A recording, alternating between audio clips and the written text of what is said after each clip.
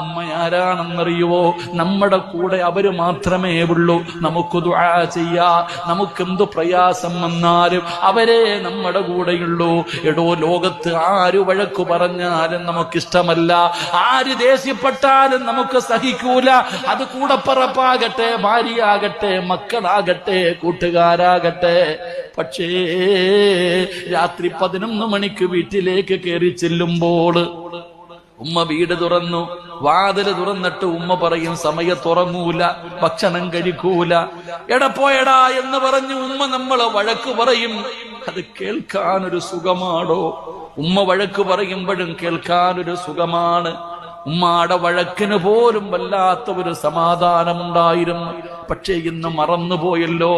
എന്റെ സഹോദരനോട് ഞാനൊന്ന് ചോദിക്കട്ടെ, നീ ഒരു കച്ചവടം തുടങ്ങി, നീ കച്ചവടം തുടങ്ങിയിട്ട് ഉമ്മാനോട് പറഞ്ഞില്ല, വാപ്പയോട്